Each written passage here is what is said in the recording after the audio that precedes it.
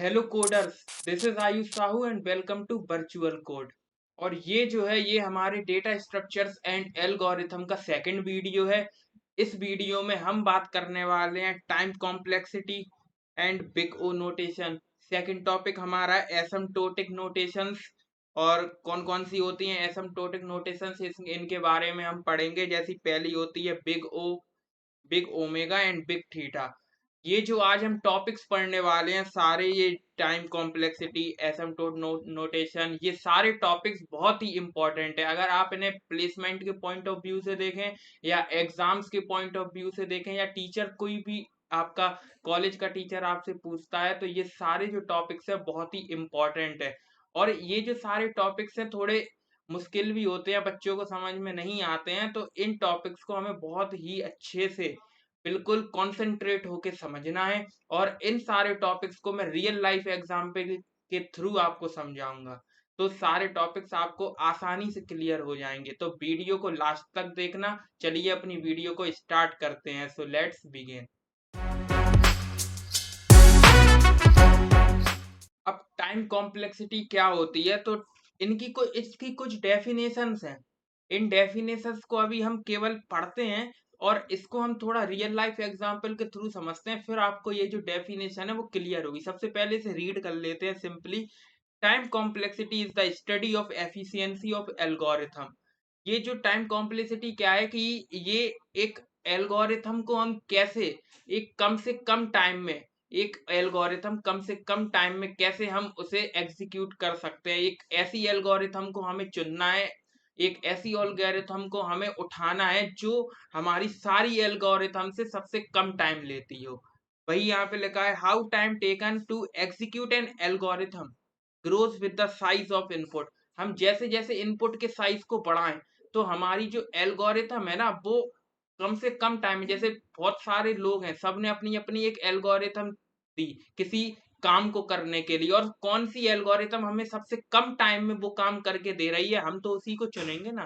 अब एक real life example लेते हैं, एक कहानी टाइप की आपको सुनाते हैं, पूरा इमेजिन कराते हैं, तो आपको बहुत अच्छे से क्लियर होगा। तो स्टार्ट करते हैं अपनी स्टोरी को। अब हमारी स्टोरी में क्या है, दो किरदार हैं। एक मैं, जो कि मेरा नाम है आयुष, और एक है मेरा दोस्त जिसका नाम है देव। अब हम दोनों का क्या है कि हमारे एग्जाम सब खत्म हो चुके हैं। अब क्या है कि मेरा जो दोस्त देव है उसे मनी हाइस्ट की वेब सीरीज देखनी है। तो मेरे पास वो सारी सीरीज, उसके 5 सीजन मेरे पास डाउनलोड हैं। अब हमारे पास क्या है, हम दोनों एक दूसरे से रहते हैं 6 किलोमीटर की दूरी पर। हम दोनों एक दूसरे से 6 किलोमीटर की दूरी पर रहते हैं और हम दोनों के पास कुछ ज्यादा बड़ा इंटरनेट नहीं है, कोई वाईफाई वगैरह नहीं है। हम लोग के पास सिंपली एक जियो की हमारे पास सिम है। हम दोनों के पास जियो जियो की एक सिम है जिसमें 1 GB पर दिन का हमारे पास डेटा आता है। 1 GB का डेटा आता है हर दिन हमारे पास। तो अब मुझे देव को क्या है, पूरी मनी हाइस्ट की जो सीरीज है वो मुझे देव को सेंड करनी है। अब मैं देखो इंटरनेट से तो मैं करने जाऊंगा नहीं, वो कुछ 30 GB की है। इंटरनेट से अगर मैं इसे करने जाऊंगा तो मुझे तो बहुत टाइम लगेगा, मेरे तो 1 GB का मेरे पास नेट है और वो अपलोड भी, और कैसे दूंगा उसे 30 GB की। तो एक तरीका मेरे पास ये, देखो इंटरनेट से तो मैं जा नहीं सकता। अब एक तरीका मेरे पास बचता है कि मैं अपनी गाड़ी उठाऊं, 6 किलोमीटर चला के जाऊं और देव को उसकी हार्ड ड्राइव में कॉपी करके दे दूं। तो एक ये तरीका है मेरे पास। तो मैं क्या करूंगा, फिजिकली उसके पास जाके उसे ये जो पूरी वेब सीरीज है मैं उसे सेंड कर दूंगा। अब ये तो मेरे पास 30 GB की जो फाइल थी, 30 GB की थी ये वेब सीरीज। कितनी, 30 GB की हमारे पास ये वेब सीरीज थी। अगर मुझे कोई उसे शॉर्ट वीडियो भेजनी होती, जो कि कोई शॉर्ट मूवी भेजनी होती जो कि 2-3 MB की थी हमारे पास, 2-3 MB की अगर हमारे पास वो होती तो वो तो मैं इंटरनेट से भी भेज देता उसे, इतना तो वो भी डाउनलोड कर लेता और मैं भी उसे भेज सकता था। तो उसके लिए तो अगर मैं 2 MB की है तो अब मैं उसे घर पे जाऊंगा उसके, तो 2 MB के लिए मैं उसके घर पे जाके थोड़ी उसे दूंगा। तो मैंने सिंपली उसे क्या किया, इंटरनेट से भेज दिया।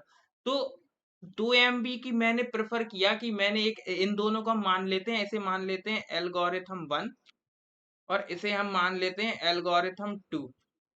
तो इन दोनों एल्गोरिथम में मैंने क्या चीज देखी कि मैंने एक अपना दिमाग चलाया कि मैंने देखा कि अगर मेरे पास कम एमबी की है, मतलब कि कम साइज की अगर मेरे पास फाइल है, तो मैंने उस अपना दिमाग चलाया, मैंने सोचा कि क्यों ही उसे घर तक देने जाऊं, ये तो मैं इंटरनेट से भी भेज सकता। तो मैंने जो भी मेरे कम साइज की थी, जैसे मेरे पास 2 MB की जो भी फाइल थी, तो वो मैंने उसे क्या करा, इंटरनेट के थ्रू भेज दी। ये मैंने किसके थ्रू भेज दी उसे, इंटरनेट के थ्रू। अब अब मेरे पास क्या हुआ, पर जो 30 GB की फाइल थी, जैसे ही फाइल का साइज इंक्रीज हुआ, अब इन्हें हम समझ लेते हैं कि ये हमारा क्या है, इनपुट, और ये हमारा एल्गोरिथम। एल्गोरिथम मतलब कि इसे हम समझ लेते हैं रन टाइम। रन टाइम मतलब कि जितना टाइम हमें उसे भेजने में लग रहा। तो मैंने क्या देखा है, इन इस चीज में हम क्या देख सकते हैं कि इन दोनों के लिए हमने एक अलग अलग एल्गोरिथम अपनाई। 30 GB के लिए मैं फिजिकली गया उसके पास, मैं 30 GB के लिए उसे फिजिकली देने गया अपनी फाइल। और जो कम साइज की थी, जो कि 2 MB की मेरे पास जो शॉर्ट मूवी थी, वो मैंने उसे इंटरनेट के थ्रू भेज दी, जो मुझे ज्यादा कन्वीनियंट लगा, सिवाय उसके कि मैं उसे जाके वो फाइल दे के आऊं। तो इसमें क्या हुआ, इसमें दो एल्गोरिथम आई। एक एल्गोरिथम मैंने दो अलग अलग एल्गोरिथम ली। एक एल्गोरिथम मैंने जो 2 MB के लिए यूज की, और एक एल्गोरिथम जो मैंने 30 GB के लिए यूज की। तो इसमें हम क्या देख सकते हैं कि जैसे जैसे हमारा इनपुट, इसे हमने क्या मान लिया, इनपुट अपना, तो जैसे जैसे हमारा इनपुट बढ़ता है, तो हमारा रन टाइम भी बढ़ता है। अगर मेरे पास 2 MB की फाइल थी, तो ऑब्वियस सी बात है कि ये 30 GB की फाइल जो मैं उसे देने जाऊंगा और वापस आऊंगा 6 किलोमीटर चल अपनी गाड़ी से, तो उससे तो कम ही टाइम लगेगा 2 MB की फाइल भेजने में। और जो 30 GB की फाइल है उसमें तो बहुत टाइम लगेगा उसमें, इसलिए मैं उसे फिजिकली देने आया। अगर मैं इंटरनेट से भेजता तो उसे फिजिकल से ज्यादा टाइम लगता है, इसलिए मैंने इसके लिए एल्गोरिथम चुनी कि मैं उसे फिजिकली दे के आऊंगा फाइल। और 2 MB के लिए मैंने अपनी जो एल्गोरिथम चुनी वो इंटरनेट के थ्रू। तो इसमें हम देख सकते हैं कि जैसे जैसे हम अपने साइज को बढ़ा रहे हैं, जैसे जैसे हम अपने साइज को बढ़ा रहे हैं, तो उसमें क्या हो रहा है कि हमारी जो रन टाइम है वो हमारा बढ़ रहा है। अब एक चीज इसमें देखें कि ये जो हमारी 2 MB वाली फाइल थी, तो इसमें क्या था कि मेरे पास आ रही थी स्पीड 500 kbps की, 500 kbps की मेरे पास स्पीड आ रही थी। तो और 2 MB की जो फाइल है, अब मुझे उसे भेजना है, तो ये आराम से कितने में, 4 सेकंड में भेज जाएगी, क्योंकि 1 MB 2 सेकंड में, और 4 सेकंड में हमारे पास 2 MB की जो फाइल है वो हम इजीली भेज देंगे।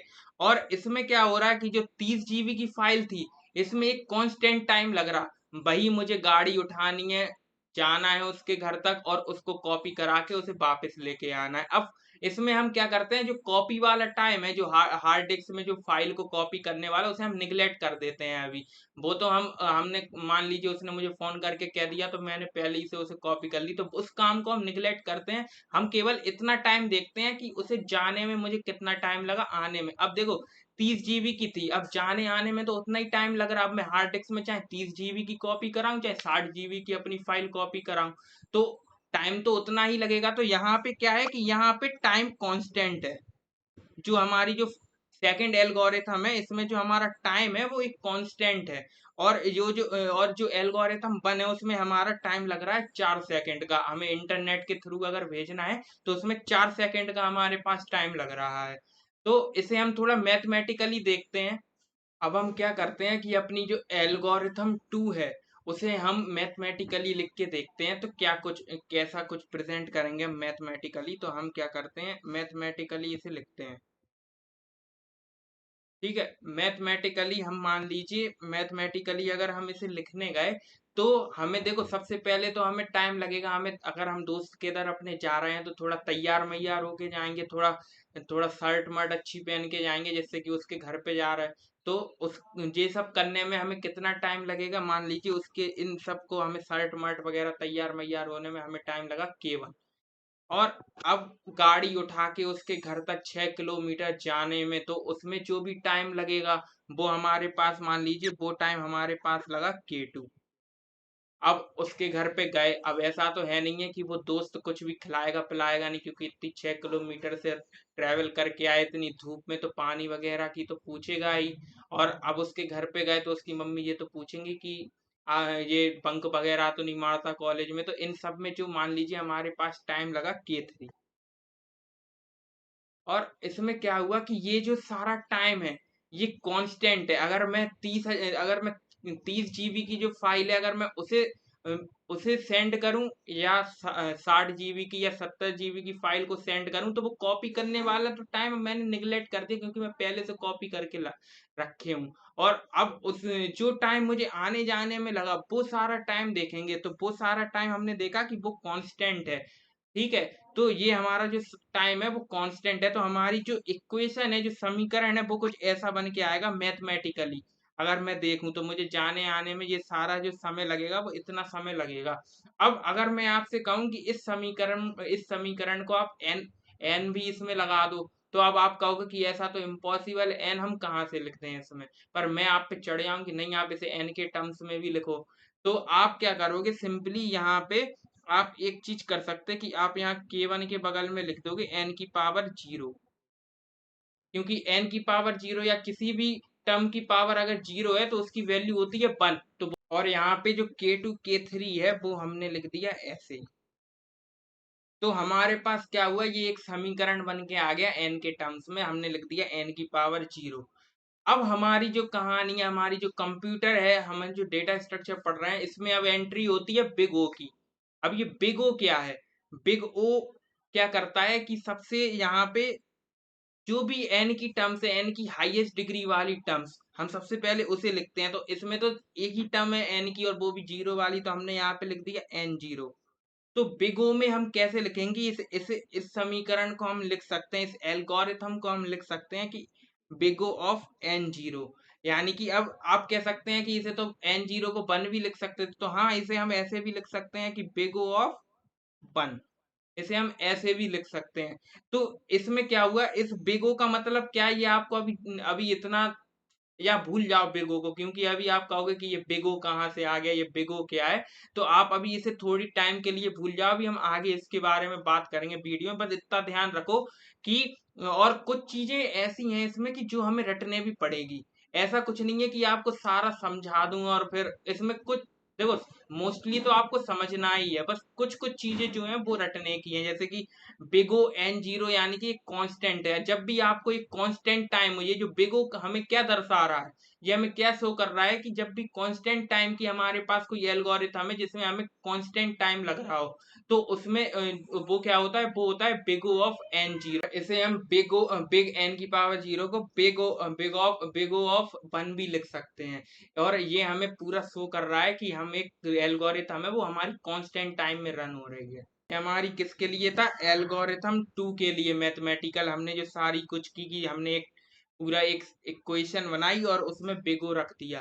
ठीक है, बिगो क्या होता है अभी हम आगे पढ़ेंगे, बस आप इतना समझ लीजिए कि बिगो क्या करता है कि जो एन की हाईएस्ट डिग्री वाली टर्म्स है उसे लिखता है, और बिगो हम लगा देते हैं शुरू में। और जब भी, और जैसे यहाँ पे एक कांस्टेंट टर्म थी तो हमने यहाँ पे बिगो ऑफ 1 लिख दिया। और बिगो ऑफ 1 मतलब क्या होता है, बिगो ऑफ n⁻0।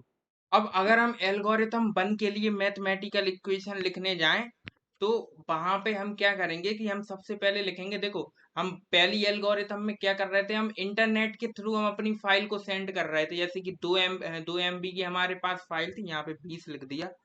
20 MB की नहीं है, 2 MB की हमारे पास फाइल है। ठीक है, कितने की है, 2 MB की हमारे पास फाइल है। तो 2 MB की फाइल को हम भेजने के लिए मान लीजिए हमारे पास स्पीड आ रही है 500 kbps की, तो हमारा जो टाइम क्या लेगी, 4 सेकंड का। अब हम क्या करते हैं, हम अपनी एल्गोरिथम 1 को मैथमेटिकली लिखते हैं। तो इसको लिखने के लिए सबसे पहले हमारा जो टाइम लगेगा वो लगेगा हमारे सिस्टम को, अपने लैपटॉप को खोलने के लिए, जिसमें से मैं अपनी वो जो सारी जो इंटरनेट, जो लैपटॉप खुलेगा, फिर मैं उसे इंटरनेट से उसे भेजूंगा। तो उसमें जो भी टाइम लगेगा इन लैपटॉप वगैरह खुलने में, अगर आपके में एसएसडी लगी है तो थोड़ा जल्दी खुल जाएगा। तो ऐसे जितना भी टाइम लगेगा उसे हम मान लेते हैं कि L1 टाइम लगता है। ठीक है, सारा लैपटॉप वगैरह खोलने में। अब क्या करेंगे, अब हमारा काम आया इसको भेजने का। तो अब यहाँ पे हम एक फॉर्मूला यूज करते हैं फिजिक्स का, जो कि क्या होता था, speed equal to distance upon time. एक सिंपल सा फॉर्मूला होता था फिजिक्स का, speed equal to distance upon time. एक फॉर्मूला होता था। तो यहाँ पे हम क्या करेंगे कि हमारे पास जो डिस्टेंस है वो हमारे पास एन हो गया। एन मतलब कि जितना भी जो साइज हैगा हमारी फाइल का, तो वो हमारे पास हो गया डिस्टेंस।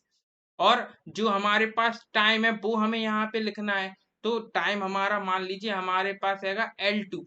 L2 हमने टाइम मान लिया कोई, और हमारे पास जो डिस्टेंस है वो है n। तो हम यहाँ पे मान लेते हैं n/L2। अब हम क्या करेंगे, अगर हम इसे ऐसे भी लिख सकते हैं, जो L1 है इसे हम ऐसे भी लिख सकते हैं। ये 1/L2 को अगर हम लिख दें L2 डैश, और यहाँ पे लिख दें n, तो इसे हम ऐसे भी लिख सकते हैं। हमने सिंपली क्या किया, 1/L2 को L2 डैश लिख दिया। तो जो हमारे पास जो इक्वेशन बन के आई वो आई L1 प्लस L2n। अब यहाँ पे हम देखेंगे हाईएस्ट ऑर्डर डिग्री वाला टर्म n का। तो यहाँ पे तो एक ही टर्म है n का, वो भी 1 डिग्री का। तो हम यहाँ पे क्या लिख देंगे, बिग O ऑफ, यहाँ पे O बनाएंगे और ये क्या हो जाएगा, बिग O ऑफ n। अब बिग O ऑफ n का मतलब क्या होता है कि ये जो हमारी एल्गोरिथम है वो एक लीनियर टाइम में एग्जीक्यूट हो रही है, लीनियर टाइम में, यानी कि एक लीनियर टाइम में एग्जीक्यूट हो रही है। और ये जो हमारी एल्गोरिथम थी 2, वो क्या हो रही थी, एक कांस्टेंट टाइम में, क्योंकि यहाँ पे लिखा था बिग O ऑफ 1 या बिग O ऑफ n की पावर 0। तो ये हमारा होता है, इसका मतलब होता है कि ये कांस्टेंट टाइम में हो रही है। पर यहाँ पे हमारी इक्वेशन में हमारे पास आया कि ये big O of n time में हमारे पास रन होके आ रही है। तो थोड़ा थोड़ा आपको बिगो के बारे में समझ में आया होगा कि बिगो क्या करता है, कि ये बिगो करता है हमारा कि जो हाईएस्ट डिग्री एन की टर्म्स होती है उसे लिखता है। तो बिगो से हमें ये समझ में आता है कि ये जो एल्गोरिथम हमारी है वो कैसे टाइम में रन हो रही है, एक कांस्टेंट टाइम है, लीनियर टाइम है। बिगो जैसे यहाँ पे एन है, इसकी जगह हमारे पास हो सकता है log n, n square n cube, ये भी हो सकता है। तो हम जरा आगे बढ़ते हैं और एक आध और एग्जाम्पल देखते हैं अपनी टाइम कॉम्प्लेक्सिटी का, तो और अच्छे से सारी चीजें क्लियर होंगी। और जो बिगो है उसे हम आगे भी पढ़ेंगे तो वो और अच्छे से क्लियर होगा। अब बिगो क्या होता है, बिगो की दो डेफिनेशन होती हैं। ये जो हमारा बिगो है इसकी दो डेफिनेशन होती है, एक मैथमेटिकल डेफिनेशन और एक होती है इंडस्ट्रियल डेफिनेशन। तो मैथमेटिकल डेफिनेशन में बिगो क्या होता है कि मैथमेटिकल डेफिनेशन में जो बिगो है उसकी कुछ ऐसी डेफिनेशन होती है कि बिग ओ ऑफ एन हमारा होता है हमारा क्या हो सकता है, big O of n square भी हो सकता है, big O of n cube भी हो सकता है। तो ये सारी चीजें जो बिग ओ है वो हो सकता है, ये बढ़ते क्रम में है। और अगर इंडस्ट्रियल टर्म में, यानी कि जो आपका जो, अगर आप कहीं किसी कंपनी में अगर आप प्लेसमेंट के लिए अगर इंटरव्यू देते हैं और वहां पे अगर कोई आपसे बिग ओ के बारे में पूछता है तो वो उसे पूछेगा ऑर्डर ऑफ के रूप में। इसे हम ऑर्डर ऑफ भी कहते हैं। तो इसे हम ऑर्डर ऑफ भी कहते हैं। तो वहां वो पूछेगा तो आपको क्या करना है, इसी चीज को जो मैथमेटिकल इसकी डेफिनेशन है बिग ओ की, कि बिग ओ ऑफ एन, हमारा big O of n square भी हम इसे कह सकते हैं, big O of n cube भी कह सकते हैं, big O of n four भी कह सकते हैं। तो इसी को अगर हम मिनिमाइज टर्म में लिखें, जैसे कि big O of n cube लिखें, फिर एन क्यू एन स्क्वायर फिर एन, अगर हम इसे मिनिमाइज टर्म में लिखें तो ये हमारी हो जाएगी इंडस्ट्रियल डेफिनेशन। इसके बारे में अभी आपको इतना नहीं सोचना है, ये सारी चीजें हम अभी आगे पढ़ेंगे। तो इसको बस मुझे बताना था, तो मैंने आपको बता दिया कि बिगो की यानी कि दो डेफिनेशन होती है, एक मैथमेटिकल डेफिनेशन, एक इंडस्ट्रियल डेफिनेशन, जिससे कि आपको ध्यान रहे। अब हमने जो टाइम कॉम्प्लेक्सिटी है वो हमने अच्छे से एग्जाम्पल के थ्रू समझ लिया है। अब हम इसकी थोड़ी डेफिनेशन को देखते हैं तो आपको सारी चीजें समझ में आ जाएंगी बिल्कुल अच्छे से।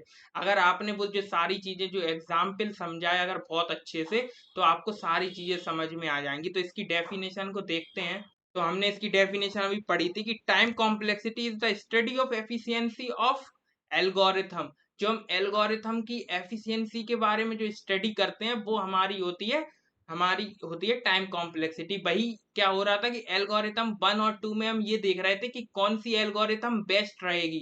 अगर हम 30 जीबी वाली जो हमारी फाइल थी अगर उसे सेंड करने के लिए एल्गोरिथम 1 यानी कि इंटरनेट का यूज करते तो वो तो हम बहुत टाइम लगता उसमें, तो टाइम कॉम्प्लेक्सिटी वहां पे, तो हम देख सकते हैं कि हमने टाइम कॉम्प्लेक्सिटी का यूज करके हमने वो एल्गोरिथम चुनी जो हमारे लिए ज्यादा कन्वीनियंट थी।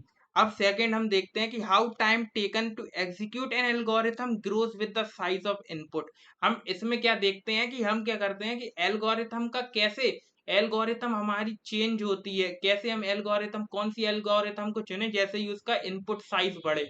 जैसे हम देख रहे थे कि हमारा जब जैसे जैसे साइज बढ़ रहा था तो हम अपने एल्गोरिथम को हमने तुरंत चेंज कर दिया। हम जो इंटरनेट से हम पहले 20 MB वो 2 MB की जो फाइल भेज रहे थे, हमने देखा कि यहाँ पे 2 MB की तो हम इंटरनेट से भेज सकते हैं आराम से, पर जो 30 GB की है वो हम कैसे भेजेंगे? इतना हमारे पास तो इतनी स्पीड ही नहीं है, और ना ही हमारे पास इतना नेट है, ना मेरे दोस्त के पास इतना नेट है। 1 GB आता है जियो का, तो इतना तो भेज नहीं पाएगा। तो उसके लिए हमने दूसरी एल्गोरिथम यूज की। तो भाई यहाँ पे लिखा है कि इससे हमें क्या पता चलता है कि हम कौन सी एल्गोरिथम को चुने अपनी एग्जीक्यूट करने के लिए, कि वो जो अगर उसका साइज बढ़े, किसी भी जो इनपुट साइज अगर बढ़ता है तो उसके हिसाब से एल्गोरिथम को चुनना, वही होती है टाइम कॉम्प्लेक्स। इसका एक वही एग्जाम्पल यहाँ पे लिखा है, एग्जाम्पल 1 जो अभी हमने समझा था, पूरा इमेजिन किया था, वही यहाँ पे लिखा है कि sending money heist series to a friend. मुझे क्या करना है, एक मनी हाइस्ट सीरीज अपने फ्रेंड को भेजनी है। तो यहाँ पे लिखा है कि लेट अस से you have a friend living 6 kilometre away from your place. मेरे पास वही मेरा दोस्त है 6 किलोमीटर दूर रहता है। You want to send him a web series, और मुझे उसे एक वेब सीरीज भेजनी है। तो final exams are over and you want him to get his 30 GB file from you. How will you send it him? अब मुझे क्या करना है, मेरे सारे जो एग्जाम्स है वो खत्म हो चुके हैं, अब मुझे थोड़ा मनोरंजन चाहिए। अभी तक पढ़ रहे थे, अब थोड़ा मनोरंजन चाहिए, तो उसके लिए अब उसे देखना है वेब सीरीज, वो भी मनी हाइस्ट। तो उसके लिए वो 30 GB की फाइल है, तो अब मैं उसे कैसे भेजूंगा? वो मेन प्रॉब्लम हमारे पास है। तो the best way to send him the series is by delivering it to his house. जो इसका बेस्ट तरीका है वो है कि उसे फिजिकली जाके, गाड़ी से जाके उसे उसकी हार्ड ड्राइव में कॉपी करके दे आओ। और will you do the same thing for sending the video which of 2 MB in size? क्या हम यही सेम तरीका जो गाड़ी से जाके उसे हार्ड ड्राइव में कॉपी करके देने के लिए, अगर हमारी फाइल अगर 2 MB की होती तो सेम तरीका अपनाते? हम नहीं अपनाते, वो तो हम इंटरनेट से भेज देंगे, तो उसमें टाइम कम लगेगा, सिवाय उसके कि हम वहां घर तक उसे देने जा रहे हैं 2 MB की फाइल। तो भाई यहाँ पे लिखा है, तो यहाँ पे लिखा है no because you can send it by internet. भाई मैंने कहा कि इसे हम कह सकते हैं, इसे हम इंटरनेट से भेज सकते हैं, तो क्या है, क्यों ही हम उसके घर तक जाएं? तो as the file size grows, time taken by downloading series online increases linearly. जैसे ही हम क्या करते हैं, अपने फाइल साइज को ग्रो करते हैं, तो time taken by downloading series online increasing linearly. अब ये क्या करता है कि ये लीनियरली बढ़ेगा। जैसे जैसे हमारी क्या होगा, जैसे जैसे हमारी अगर इसका साइज बढ़ाएंगे हम और इंटरनेट से भेज रहे हैं, तो ये लीनियरली इसका टाइम बढ़ेगा। तो जैसे हमने अभी 2 MB की फाइल भेजी और 500 KB पर सेकंड की हमारे पास आ रही, तो 4 सेकंड हमें लगे। अगर हम 4 MB की भेजते तो 8 सेकंड हमें लगते। तो वही चीज यहाँ पे है कि लीनियरली बढ़ेगा। तो इसे यहाँ पे लिखा है बिग O ऑफ एन, यानी कि इसका मतलब होता है कि लीनियर टाइम में ये रन करेगी। बिग O ऑफ एन का मतलब क्या होता है, लीनियर टाइम में रन करेगी। और बिग O ऑफ 1 या बिग O ऑफ एन की पावर 0 का मतलब होता है कि वो एक कांस्टेंट टाइम ले रही है। और वही यहाँ पे लिखा है कि as the file size grow, time taken by physical sending remains constant. जो भी हम फिजिकल सेंडिंग करेंगे वो क्या होगा, उसका जो टाइम है वो कांस्टेंट रहेगा।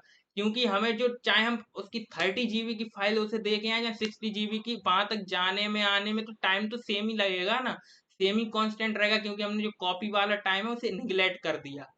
अब वही यहाँ पे लिखा है कि कैलकुलेटिंग ऑर्डर ऑफ, यानी कि बिग O को हम कैलकुलेट कर रहे हैं in terms of input size.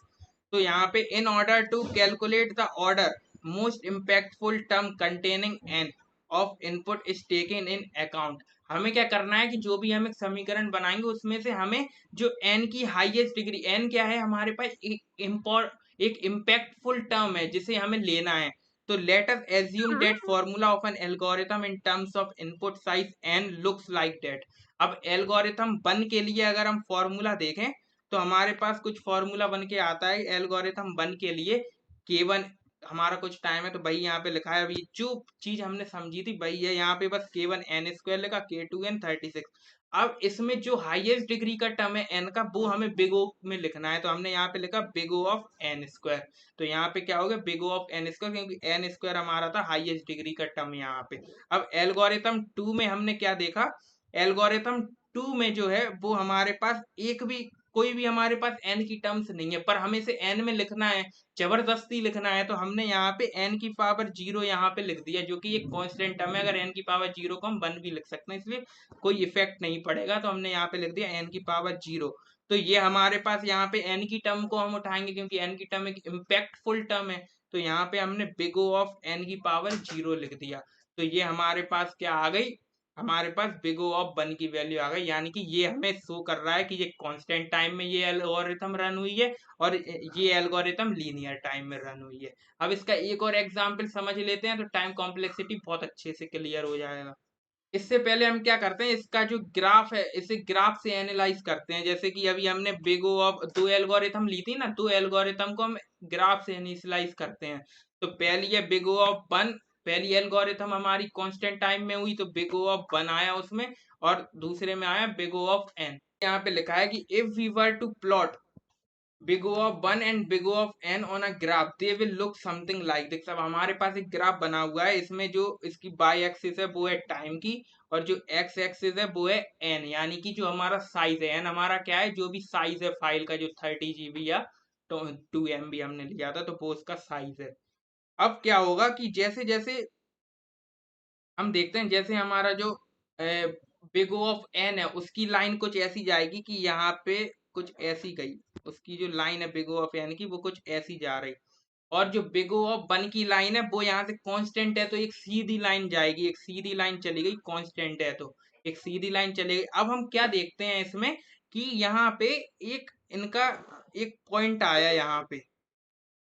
अगर मान लीजिए हम यहाँ पे अगर हमारे पास कोई फाइल है, वो मान लीजिए कोई है 250 KB की फाइल है, हमारे पास 250 KB की फाइल है, तो उसे उसके लिए बेटर क्या रहेगा, हमारे पास कौन सी एल्गोरिथम बेटर रहेगी, ये वाली नीचे है, तो हमारे पास बेटर कौन सी रहेगी, लीनियर वाली। हमारे पास बिग O ऑफ n वाली बेटर रहेगी, अगर हमारा जो फाइल का साइज है 250 है। अब जैसे जैसे हम फाइल का साइज आगे हम बढ़ाते जा रहे हैं, जैसे जैसे हम फाइल का साइज अपने बढ़ाते जा रहे हैं, तो एक फाइल का साइज ऐसा आया, मान लीजिए ये आएगा 1 GB, मान लीजिए इसे हमने 1 GB लगा, तो ये फाइल का साइज एक ऐसा आया कि जिसे हम अगर फिजिकली भी अगर उस इस फाइल की जो भी मूवी है उसे देने जाएंगे या इंटरनेट से अपलोड करेंगे, तो सेम टाइम लगेगा हमें। और इसके आगे जितना भी हम आगे बढ़ेंगे, तो उसके लिए हमारा जो है वो जो बिग O ऑफ 1 यानी कि जो फिजिकल वाली एल्गोरिथम है ना, वो बेस्ट है, क्योंकि वो हमारे पास देख सकते हैं कि वो नीचे है यहाँ पे और इसका ग्राफ ऊपर जा रहा है, तो बिग O ऑफ n वहां पे बेकार रहेगी एल्गोरिथम, और जो बिग O ऑफ 1 वाली एल्गोरिथम यानी कांस्टेंट टाइम में रन होने वाली एल्गोरिथम है, वो सबसे ज्यादा कन्वीनियंट है। आई होप आपको ये ग्राफ से समझ में आया होगा, और जो भी मैंने अभी तक जो भी कुछ अभी तक बताया है, तो वो सारी चीजें क्लियर हो रही होंगी। अब अगर एक और एग्जाम्पल देखें हम अपनी टाइम कॉम्प्लेक्सिटी का, एक एग्जाम्पल है कि consider 2 developers who created an algorithm to sort n numbers. हमने क्या किया, अपने 2 डेवलपर्स को लिया और उन दोनों से कहा कि भाई तू एक, जो हमने उसे एक एरे दे दी कि इसे सॉर्ट करो, दोनों को अपनी अपनी एल्गोरिथम लगानी है। हम यहाँ पे देखते हैं कि दोनों की एल्गोरिथम में से कौन सी एल्गोरिथम सबसे बेस्ट है हमारे लिए। तो हमने 2 अलग अलग व्यक्तियों को रखा और उनसे कहा कि भाई तू सॉर्ट करने के लिए एक एल्गोरिथम बना, और उन दोनों का नाम भी हमने लिख लिया। एक डेवलपर है उसका नाम है देव और दूसरे डेवलपर का नाम है हेमंत। तो डिड दिस इंडिपेंडेंटली, यानी कि दोनों को स्वतंत्र कर दिया कि भाई तुम जैसी इसकी एल्गोरिथम बना सकते हो वैसी एल्गोरिथम बनाओ। तो अब हम देखते हैं कि इन दोनों की एल्गोरिथम में से सबसे बेस्ट एल्गोरिथम किसकी निकल के आती है। तो फॉलोइंग रिजल्ट्स पर रिकॉर्डेड, हम कुछ रिजल्ट्स आए हैं इसमें। तो हम देखते हैं यहाँ पे नंबर ऑफ एलिमेंट्स, देव से एल्गोरिथम और हेमंत से एल्गोरिथम।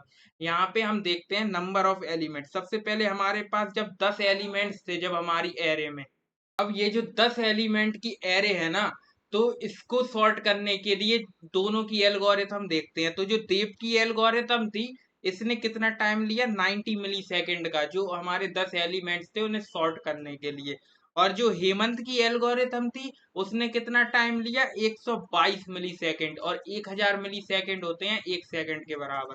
तो इसने 90 मिली सेकेंड लिया हम देव की एल्गोरिथम ने, और हेमंत की एल्गोरिथम ने सॉर्ट करने के लिए 122 मिली सेकेंड लिया।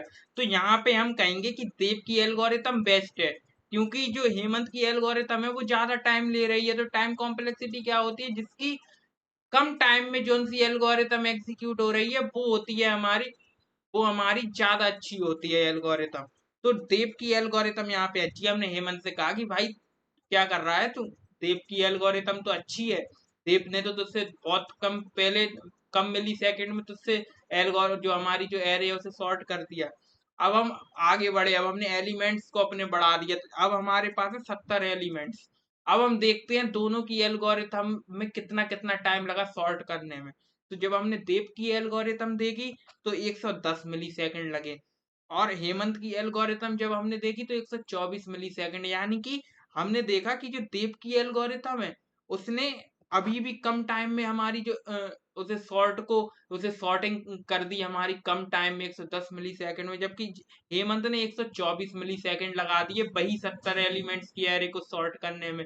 तो इसमें क्या हुआ कि इसमें जो देव है, देव ने अच्छी एल्गोरिथम का यूज किया और उसने अपनी 70 एलिमेंट्स में ही 70 एलिमेंट्स को 110 मिली सेकेंड में ही सॉर्ट कर दिया, और हेमंत ने 124 में।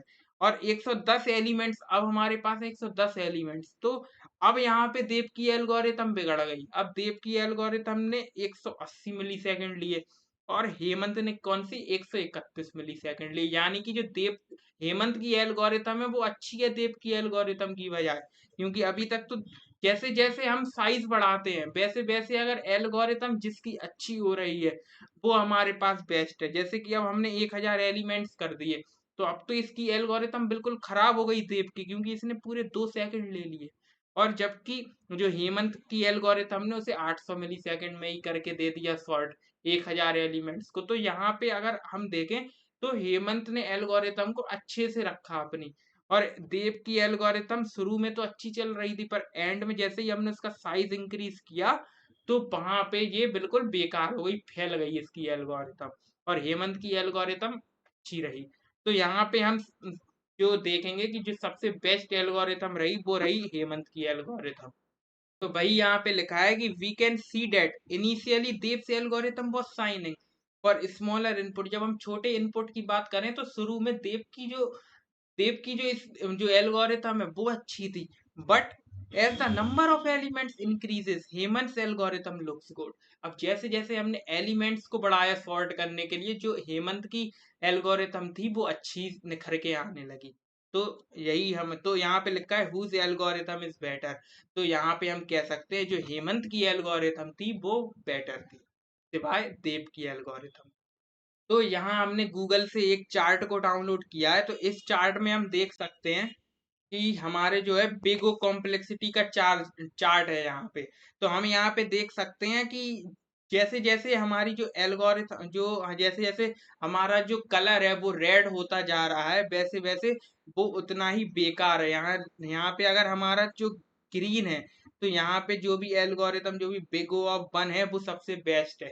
जैसे कि बिग ओ ऑफ 1 और big O of log n के लिए हमारी एल्गोरिथम बेस्ट है। और जैसे जैसे हम वो हमारा जो रंग है वो कलर जो है वो रेड होता जा रहा है वैसे वैसे ये बता रहा है कि कौन सी कॉम्प्लेक्सिटी जो बेगो है वो बेकार है। तो यहाँ पे हम देख सकते हैं ऑपरेशन बहुत सारे हैं पर सबसे अच्छे ऑपरेशन जो है वो है जो ग्रीन कलर में लिखे हुए हैं। तो हमारा जो टाइम कॉम्प्लेक्सिटी का जो चैप्टर है वो कंप्लीट होता है। अब हम आगे बढ़ते हैं और एसिम्प्टोटिक नोटेशंस के बारे में बात करते हैं। अब हमारे पास आती हैं एसिम्प्टोटिक नोटेशंस।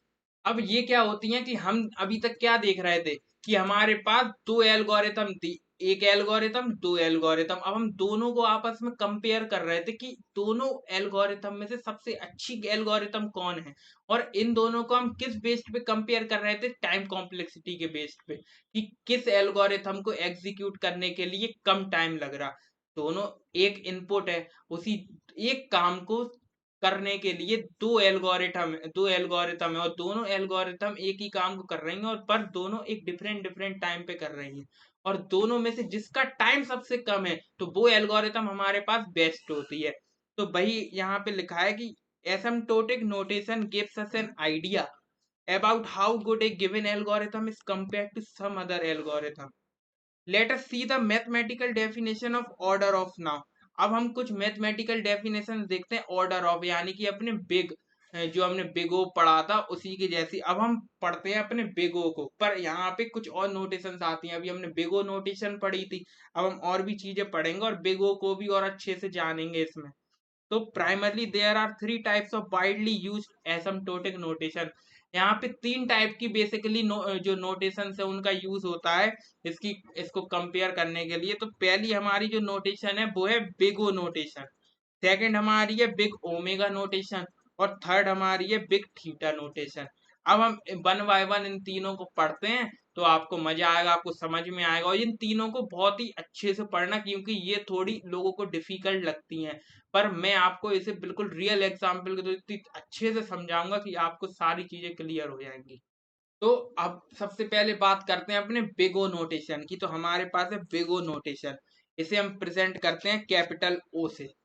अब देखो, इसकी हम अगर डेफिनेशन की बात करें तो डेफिनेशन आपको अभी पढ़नी है, ये सारी डेफिनेशन आपको याद हो जाएगी ग्राफ को देख के, जो ग्राफ को अभी मैं बाद में समझाऊंगा थोड़ी देर बाद। पहले आपको जितनी चीजें समझा रहा वो लाइन बाय लाइन आपको स्टेप बाय स्टेप समझना है।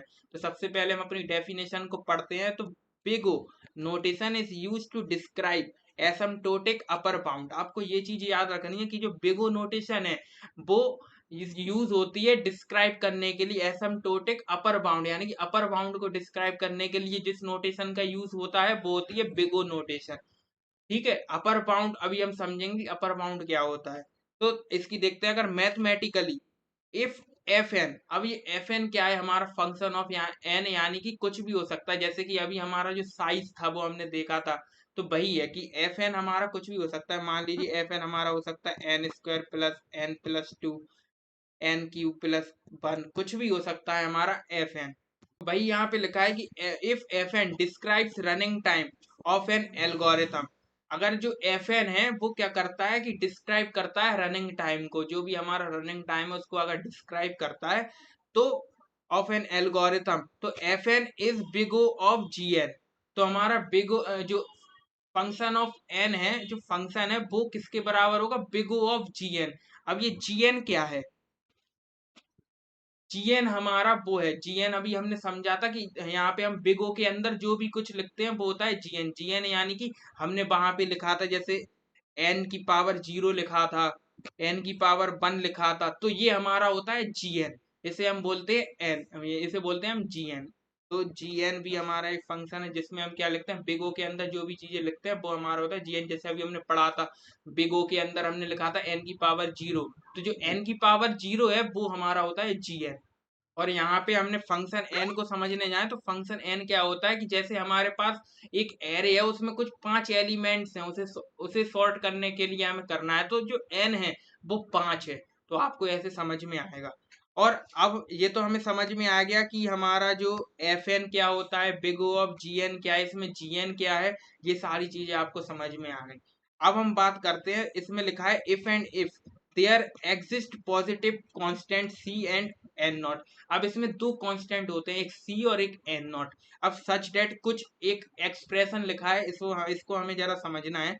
तो हमारे पास एक्सप्रेशन लिखा है कि 0 less than equal to f n, फिर less than equal to c, फिर जीएन। जीएन हमारा क्या है, जो हमारे यहाँ बिग ओ के अंदर लिखा है, बिग ओ के अंदर जो भी हमारा लिखा है वो होता है हमारा जीएन। तो यहाँ पे हमें जीएन लिखना है, ठीक है। और सी हमारा एक कांस्टेंट है जो कि इसके साथ मल्टीप्लाई में है। अब इस सारी चीज को हम क्या करते हैं, एक एग्जाम्पल के थ्रू समझते हैं। तो एग्जाम्पल के थ्रू अगर हम इसे समझने जाए तो हम मान लीजिए इस एफ एन को हम मानते हैं, हम इस एफ एन को मान लेते हैं अपना एन क्यू प्लस वन, हमारे पास कोई फंक्शन है f n n cube plus one जो है वैल्यू इसकी, ठीक है। और हम क्या करते हैं कि अब हम इसे जरा इसी एक्सप्रेशन के रूप में लिखते हैं। तो हम देखते हैं कि हमने यहाँ पे लिखा 0, एफ एन की जगह हम लिख देते हैं एन क्यू प्लस वन, और यहाँ पे सी को अभी ऐसे ही लिखा रहने देते हैं और जीएन को भी ऐसा ही लिखा रहने देते हैं, या जीएन को लिख लेते हैं। अब हम यहाँ पे एक चीज देखते हैं, हमें एक सी क्या है, सी हमें एक ऐसा कांस्टेंट लेना है कि उस वैल्यू के बाद अगर हम उस वैल्यू को बढ़ाएं तो वो इस जो एक्सप्रेशन है इसको सेटिस्फाई करे। तो हम क्या करते हैं, मान लीजिए सी की वैल्यू को हम ले लेते हैं 2, अगर हम सी की वैल्यू को लेते हैं 2 और यहाँ पे हम gn को लिख लेते हैं n स्क्वायर, यानी कि बिग O के अंदर जो भी लिखते हैं उसे gn बोलते हैं। तो gn की जगह हम मान लीजिए हमारा जो इसका बिग O, इस फंक्शन का जो बिग O है वो हैगा हमारा n4 है, मान लीजिए इसका बिग O। बिग O क्या है इसका n4, तो हमने इसका बिग O क्या होगा हमारा n4, तो हम यहाँ पे लिख देंगे n4। तो हम यहाँ पे लिखेंगे 2, हमारा ऐसा ही रहेगा। और यहाँ पे हम लिख देंगे अपना n4, यानी कि n4 हमने लिखा अपना। ठीक है। अब अगर हम c की जगह अब हम क्या करेंगे कि जो n0 है, अब ये n0 क्या होता है, n0 वो वैल्यू है जो हम रखेंगे n की जगह पे। n की जगह पे जो भी हम वैल्यू रखेंगे वो होती है n0। अब हम क्या करेंगे, इस n की जगह जो वैल्यू रखेंगे, मान लीजिए हम n0 की वैल्यू लेते हैं 1, या 1 नहीं, सबसे पहले हम n0 की वैल्यू लेते हैं 2। हमें ऐसी वैल्यू लेना है जो क्या करे, इसे सेटिस्फाई करे। तो हमने मान लीजिए 2 ली। अब 2 का अगर हम 4 बार अगर इसे मल्टीप्लाई करेंगे 2 को, तो हमारे पास आएगा 16। तो यहाँ पे अगर हम n की जगह 2 डालेंगे, 2 की पावर 8 प्लस 1, तो यहाँ पे हो जाएगा 9, और यहाँ पे हमारे पास हो जाएगा 16, और 16 इधर पे हो जाएगा 2 का मल्टीप्लाई करके 32। तो ये सेटिस्फाई कर रहा है। तो हम यहाँ पे c की 2 की जगह अगर हम इसे 1 भी लिख दें, अगर c को, अगर हम c की वैल्यू को 1 भी लिख दें, मान लीजिए हमने 1 लिख दी c की वैल्यू, तो भी हमारी जो n4 की वैल्यू है ना वो ऑब्वियसली बड़ी होगी। यहाँ पे क्या आ जाएगा 16, यहाँ पे क्या आ जाएगा 32 की जगह हमारे पास आ जाएगा 16। ये ऑब्वियसली बड़ी होगी, क्योंकि हम देखते हैं कि यहाँ पे एन क्यू है, हम इसमें अगर 1 को ऐड भी कर दें तो ये निग्लेजिबल है, इसमें कुछ इफेक्ट नहीं डालेगा ये। तो यहाँ पे सिंपली वही है कि हमारे जो फंक्शन की वैल्यू है n4, तो वो क्या करेगा, ऑब्वियसली इससे बड़ा होगा। तो बिग O ऑफ इसका जो, इसकी जो वैल्यू होगी बिग O ऑफ n4। इस फंक्शन को हम, अगर इस फंक्शन को हम प्रूव करना हो कि इसकी ये क्या है, ये बिग O ऑफ, इसको अगर हमें प्रूव करना है कि ये बिग O ऑफ n4 है, तो हाँ बिल्कुल है, ये हमने प्रूव कर दिया। अब हमने वहां पे अभी जब शुरू में पढ़ा था तो हमने देखा था कि जो भी हाईएस्ट डिग्री का टर्म होता है हम वो लेते हैं। तो इसमें ये जो फंक्शन है, ये जो फंक्शन है इसमें हाईएस्ट डिग्री का टर्म हमने देखा एन क्यू। तो हमारे अकॉर्डिंग तो इस फंक्शन की क्या होनी चाहिए, वैल्यू जो बिग O है वो एन क्यू होना चाहिए। तो हम इसको भी प्रूव कर लेते हैं कि ये big O of n cube है क्या। तो हम यहाँ पे क्या करते हैं, हम सिंपली इसे हटाते हैं और यहाँ पे जी एन की जगह लिख देते हैं अब एन क्यू।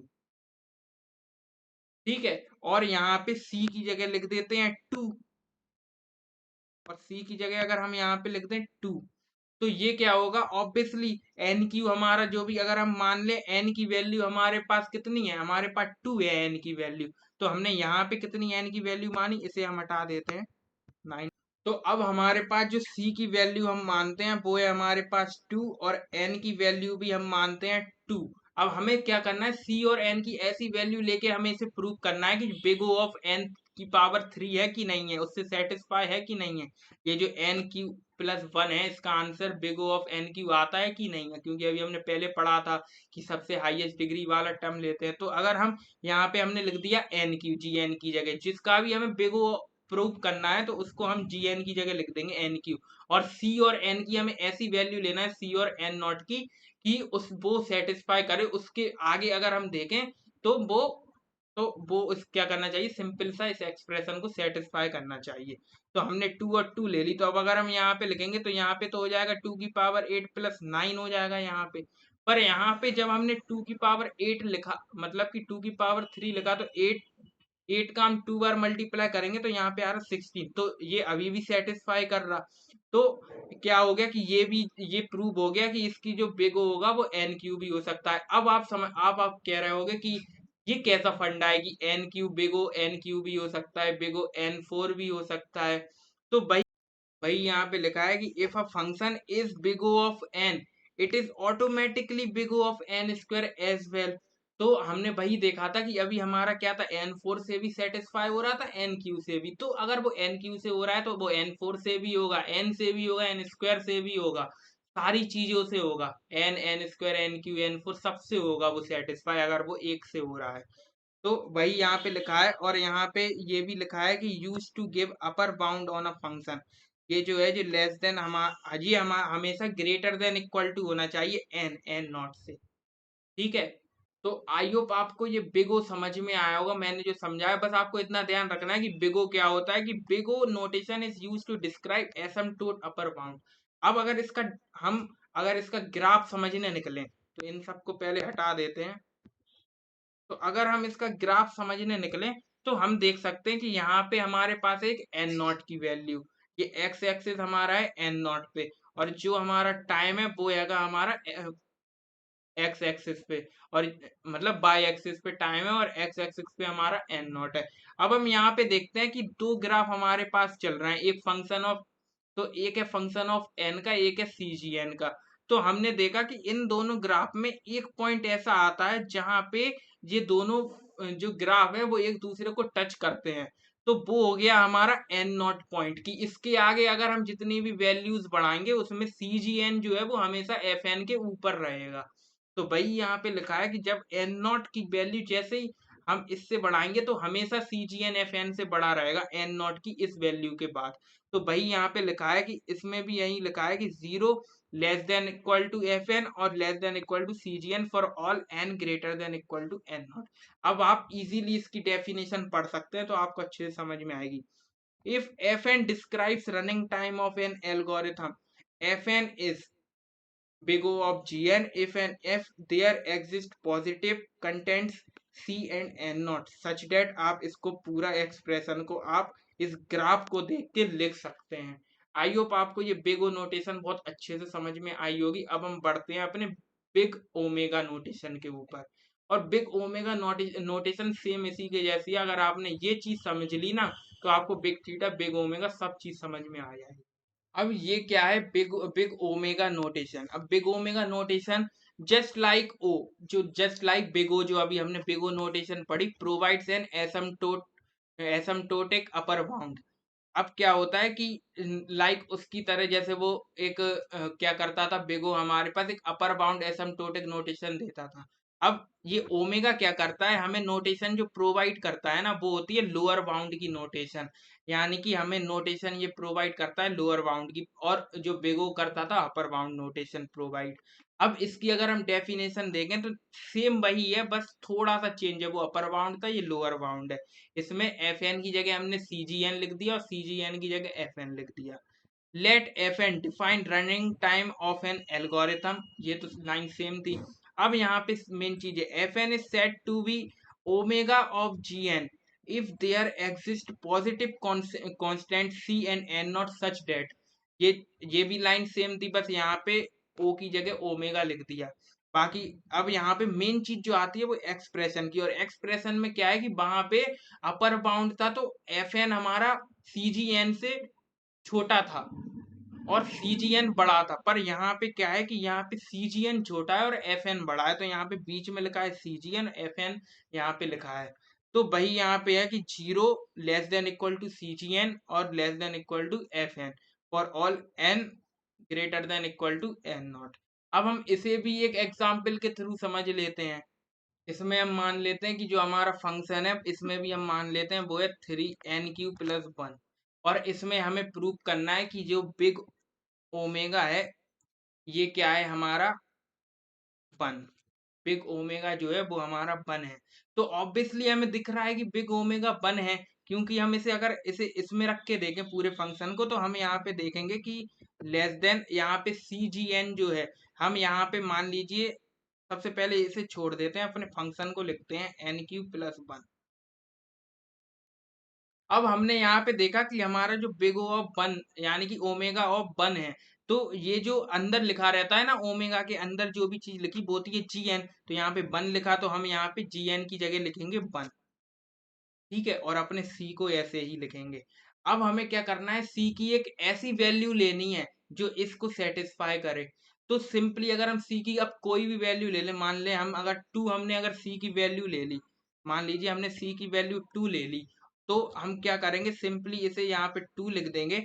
तो ये ऑब्वियसली ये सेटिस्फाई करेगा। अगर हमारे जो एन की वैल्यू है, अगर हम एन की वैल्यू को 1 भी रखते हैं, तो ये सिंपली क्या करेगा, इसको सेटिस्फाई करेगा, क्योंकि ये क्या हो जाएगा, ये इक्वल टू होगा इसके। अगर मान लीजिए हम n की जगह अगर 2 भी रखते हैं, मान लीजिए हमने n की जगह 2 रखा तो यहाँ पे आ जाएगा 9। तो ऑब्वियसली ये क्या करेगा, ये क्या करेगा कि इसे सेटिस्फाई करेगा।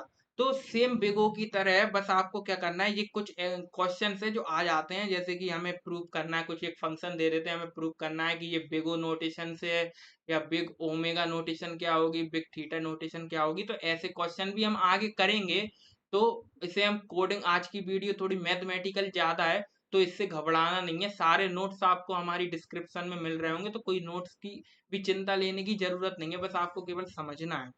तो बस हमने यहाँ पे क्या किया, यहाँ पे हमने देखा कि हाँ ये प्रूव हमने कर दिया कि ये जो हमारा जो नोटेशन है, हमारी ओमेगा नोटेशन 1, ओमेगा ऑफ 1 इस इक्वेशन को सेटिस्फाई करती है। हमारा जो फंक्शन है n की प्लस 1 इसको सेटिस्फाई करता है।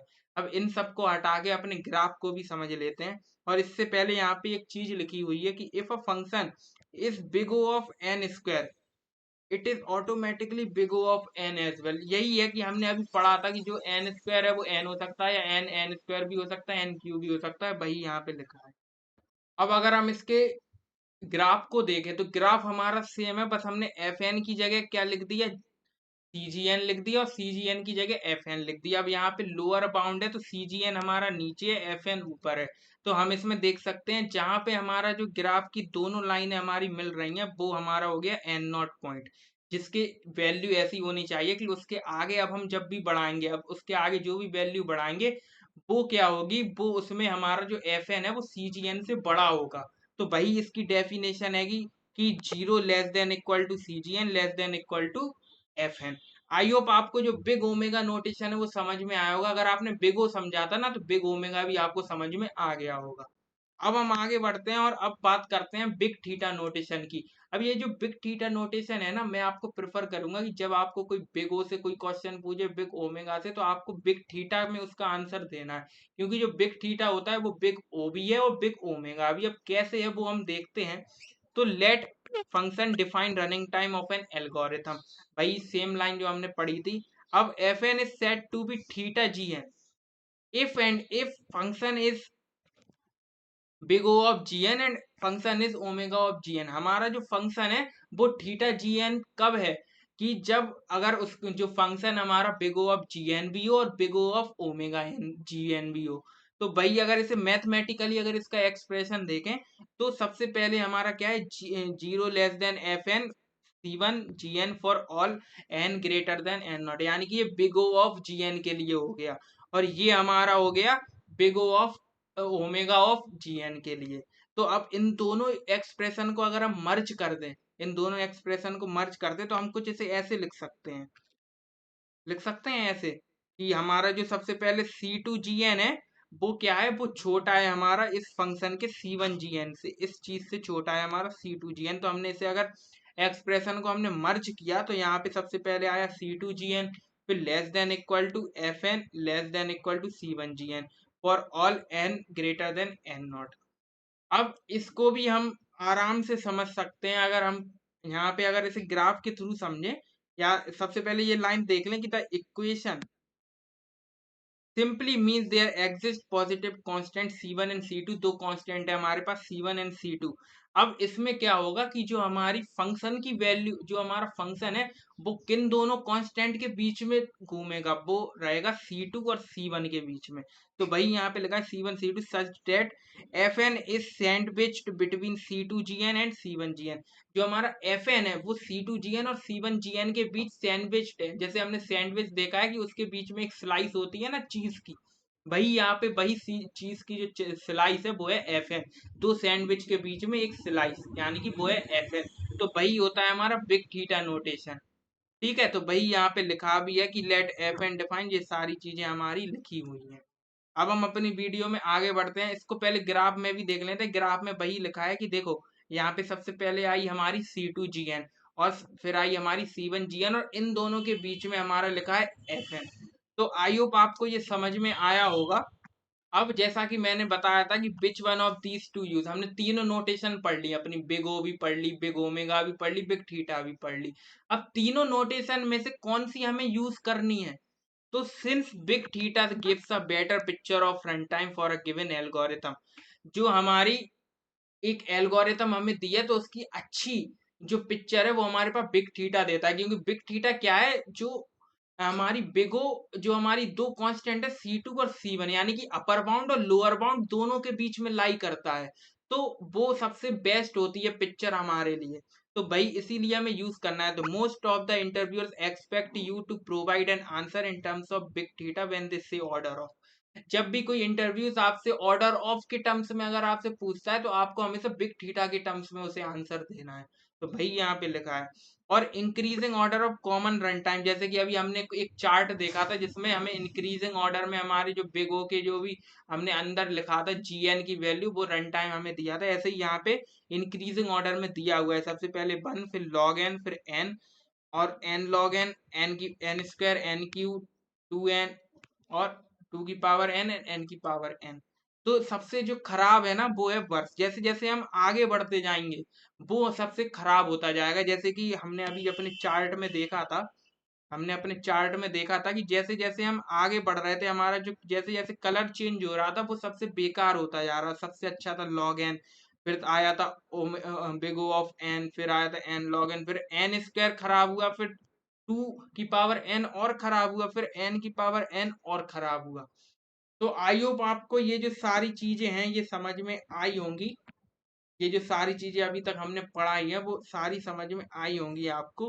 अब आज की वीडियो को हम क्या करते हैं, अपनी यहीं पे रैप अप करते हैं। और एक बात और, कि ये जो सारी चीजें, आज की वीडियो बहुत ही मैथमेटिकल हो गई। अगर आपको कोई भी चीज में दिक्कत आई है तो आप बस इतना याद रखो कि जो हमारा बिग ओ है वो हमारा होता है अपर बाउंड को डिस्क्राइब करता है। जो हमारा बिग ओ है वो एक अपर बाउंड को डिस्क्राइब करता है। बिग ओमेगा हमारा लोअर बाउंड को डिस्क्राइब करता है। और जो बिग थीटा है वो अपर बाउंड और लोअर बाउंड के बीच में एक सैंडविच तो होता है उसमें फंक्शन, तो वो हमारा होता है बिग थीटा। तो आज की वीडियो को अपनी यहीं पे रैप अप करते हैं। मिलते हैं आपसे डेटा स्ट्रक्चर की नेक्स्ट वीडियो में। तब तक के लिए हमारी वीडियो को लाइक करें, चैनल को सब्सक्राइब करें। तब तक के लिए thanks for watching, take care, bye bye.